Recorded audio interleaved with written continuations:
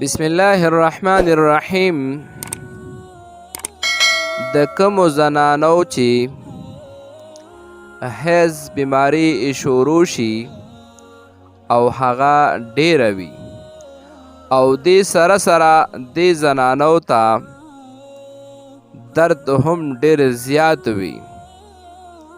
نو د هغې دپاره یو مجربه وظیفه ښیم.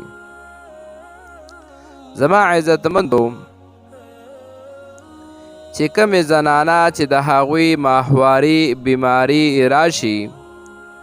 او هغې ته تکلیف هم ډیر زیات وي، اوس دغه زنانه وایي چې زموږ د حیض دا ورځې هم ډیرې دي او په دې کې موږ ته درد او تکلیف وي.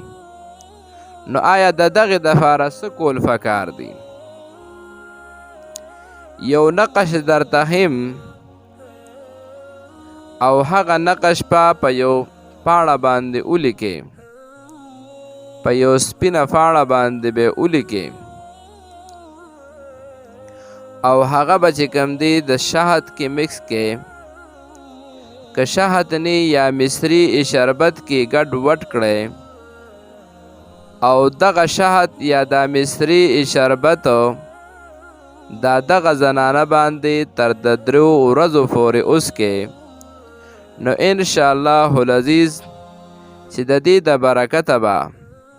دغه زنانه ته فوري آرام ملو شي.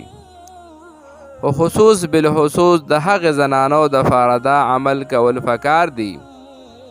چې د کومو زنانو حیض ډیر وي او هغې ته چې کوم دی درد او تکلیف هم ډیر وي،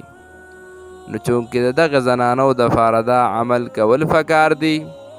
او دغه چې کوم دی په دې مصري شربت کې ولیکئ او دا بیا وڅکي، نو انشاءالله العزیز چې د دې زنانو دا درد به ختم شي، تکلیف به ختم شي. نور د حیض بیماری چونکې هغه به هم که ورځې زیاتې وي نو ورځې به کمې شي، درد به هم کم شي.